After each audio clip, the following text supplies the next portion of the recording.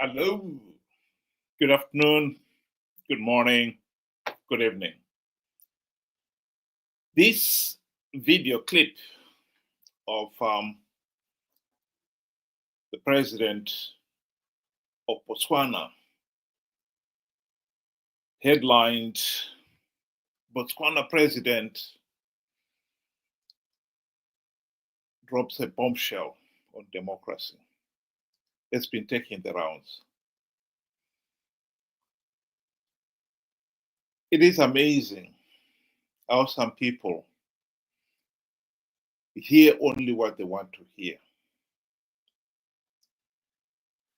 Here is what he was saying in the video clip. And I see people making uncanny comparisons with Paul Kagame, my good friend Ibrahim Traore. And I say, some of these folks are operating in a slightly different environment where their word is obeyed instantly, without question. It's a different environment. You say, this guy is not doing things. Traore is doing them. Traore wakes up, dreams them up. Following morning, he makes a pronouncement. It is law. It is policy. Action follows. And I wake up and I say stuff, they look at me and say, what is this? What is this man talking about? We need to take it through this stage and that stage and put it to tender, float the tender. It takes 2 years, then we evaluate, then there are complaints, and there's an interdict. We wait another 4 years. By that time, you have to go and account to the people, and they remove you.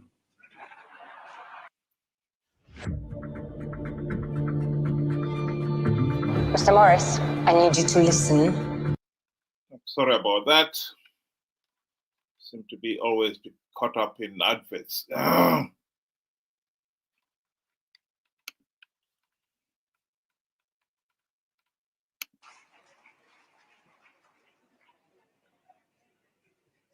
Those who came before me did not fail because they didn't have ideas. They did, maybe even better ideas. They just didn't implement them. Why? Because perhaps they failed to appreciate that the structures that are in place are not properly suited to the attainment of quick action. So you need to subvert some of these rules and processes unapologetically. And I will do it. From this shocking and unexpected speech, it is clear now that Botswana's newly elected president, Duma Boko, has ignited a firestorm with a speech that challenges the sacred cow of democracy itself. Well. I have to agree that if a simple policy cannot be implemented in 2 years, which could have been implemented in a matter of days, then there is definitely something wrong with the process. I totally agree with that. But what we should not mistake here is that it is democracy that is wrong.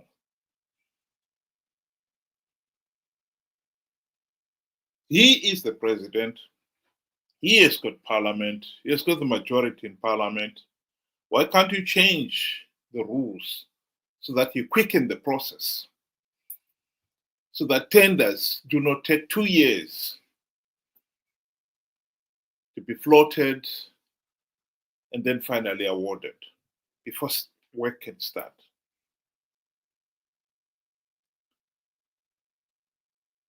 The temptation here to see what Traore is doing in Burkina Faso as the template that works for Africa is overwhelming. I will remind our friend, President Boko, that he only has to look across the border. Look at Zimbabwe. There we have a dictator. He is not subjected to the same rules that he's talking about here. In 2023, there was a detailed documentary by Al Jazeera saying how much Zimbabwe is losing in gold alone. 80% of his gold export was being looted by smugglers. 80% of US $2 billion.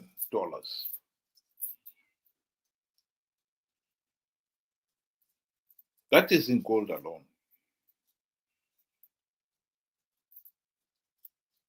The same amount, if not more, is being looted in diamonds, platinum, lithium, and other precious resources. I do not think this mentality that some people have now since been cultivating, that democracy does not work in Africa, is justified. It's just nonsense. The laws of thermodynamics are universal. And so are the laws governing the behavior of human beings. We do not need to reinvent the wheel of what kind of system of government we should have. The Greeks, 2,500 years ago, are the ones who came up with democracy, a government of the people, by the people, for the people. Yes, we can fine-tune it to suit our own needs, but that has not fundamentally changed.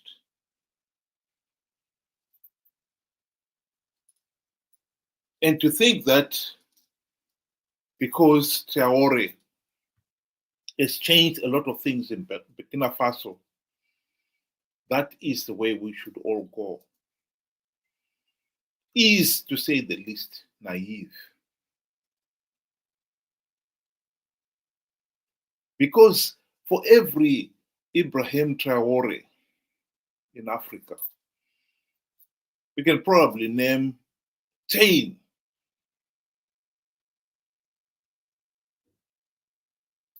dictators, tyrants, who have enjoyed the same absolute power with disastrous consequences to the country.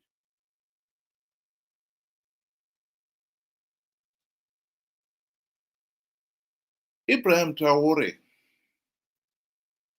justifies what he has by saying, oh, this is not a democracy, this is a revolution. Oh, well and good. Who decided that this is a revolution or the normal rules of democracy should be suspended? He did. The next guy who comes in may want to exercise the same sweeping powers. The same applies to what is happening in Rwanda. Well, Paul Kagame has made good progress in Rwanda. No one can deny that. But the political system in Rwanda is not stable. A nation's destiny should not be defined by just the acts of one individual, one generation. It should survive for hundreds of years afterwards. That is what makes it a stable political system. If our friend, God forbid, Paul Kagame was to drop dead today, who will replace him? Can anyone guarantee, or can he himself guarantee, that that person will have the same vision as he did? The chances are Rwanda can backslide into the chaos of the 1990s. One of the problems we have had in Africa is this strongman culture.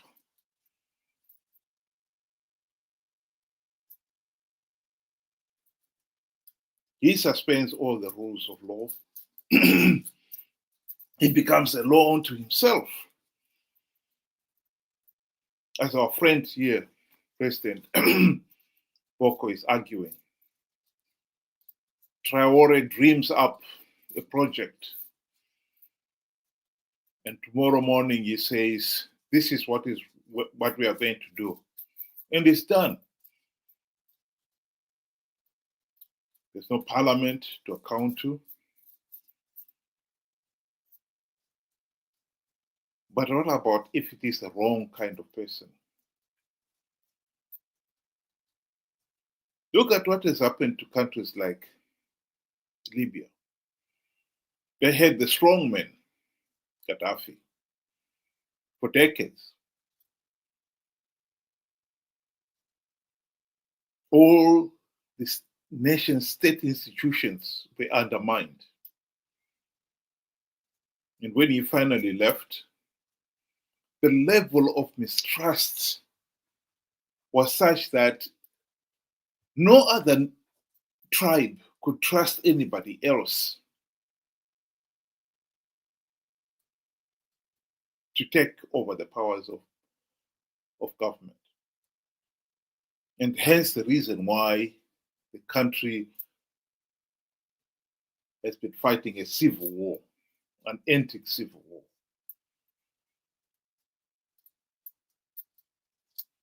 So the peace and stability brought about by a dictator is actually a suspended civil war, or a civil war waiting to happen.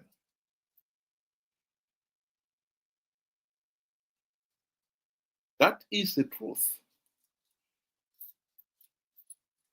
So to my friend, President Boko of Botswana, Botswana's democracy is actually the reason why Botswana has been so stable and has enjoyed economic progress. Yes, some people can argue that yes, it should have accelerated even faster than that. That is true. Nobody is saying that the democratic process in Botswana is perfect,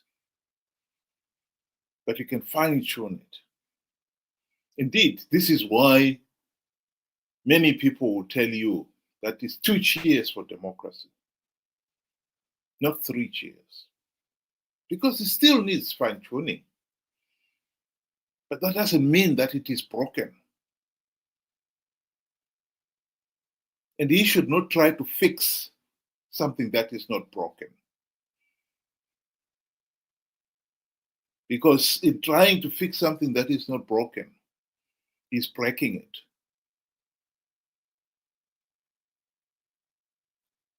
And if democracy has been the foundation on which Botswana's political stability and economic progress has been founded on, Botswana could find itself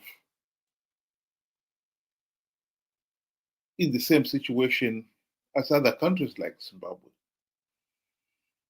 where corruption has become rampant, where the ruling elite are looting the nation's wealth.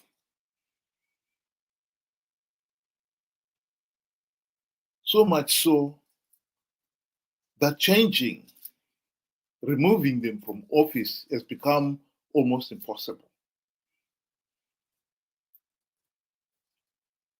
Mnangagwa must have spent at least $5 billion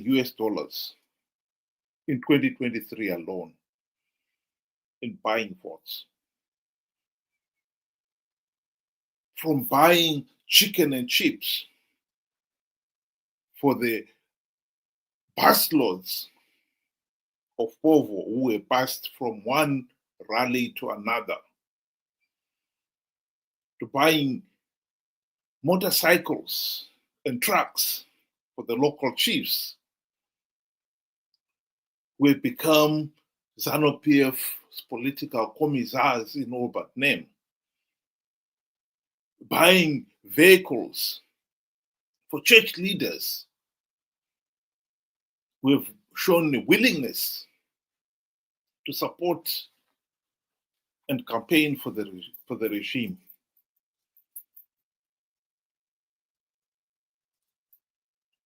MPs and senators in November 2022 received $40,000 each. It was called a housing loan. Everybody knew it was a bribe. And these housing loans were extended to others. Deputy ministers got $230,000. Ministers, $500,000. Judges, $400,000. All under the disguise that it was a housing loan. None of them have repaid those loans. None of them asked for that loan. Since when has government or ZANU-PF become the source of loan for houses to anybody? Of course it was a bribe.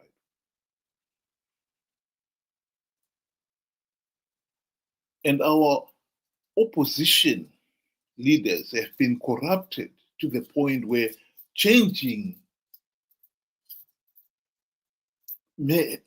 any meaningful change in Zimbabwe has become near impossible. Because ZANU-PF has cornered all the nation's resources and has become so incredibly rich, it's able to bribe the opposition, the police, the army, the judiciary, you name it.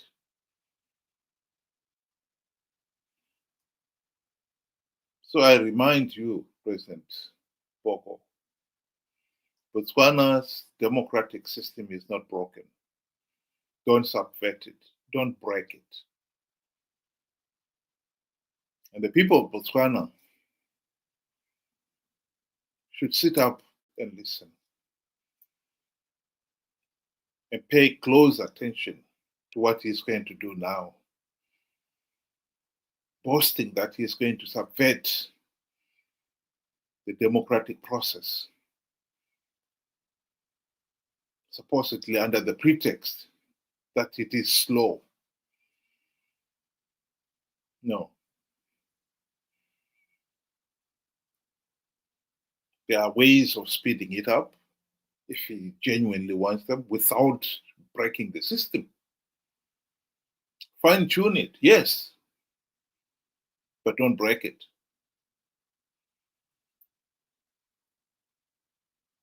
And if he subverts the law on one project, who is there to say you will not do it on another one?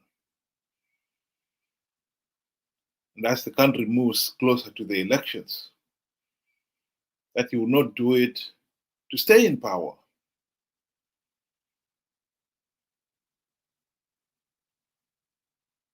Think about it.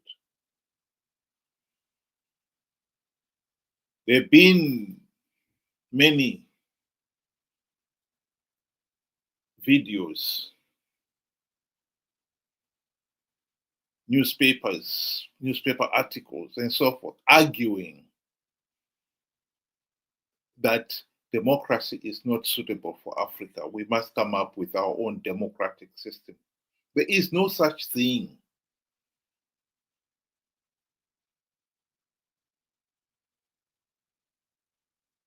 Blacks are not, Africans are not different, and they are just as human as anybody else. And to think that somehow we have got to respond to different laws of human behavior is naive, to say the least. We don't have to reinvent democracy. We just have to adapt it, fine-tune it, yes, as a system of government. People like in Zimbabwe have been fighting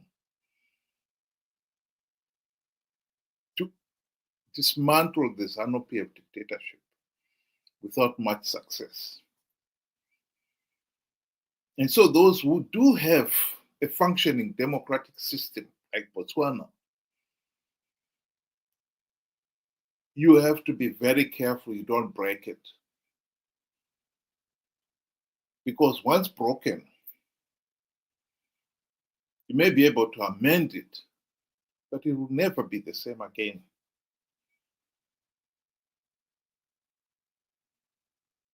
Fine-tune it, improve it, build on what you have. Don't lose it. Thank you very much. Have a good day.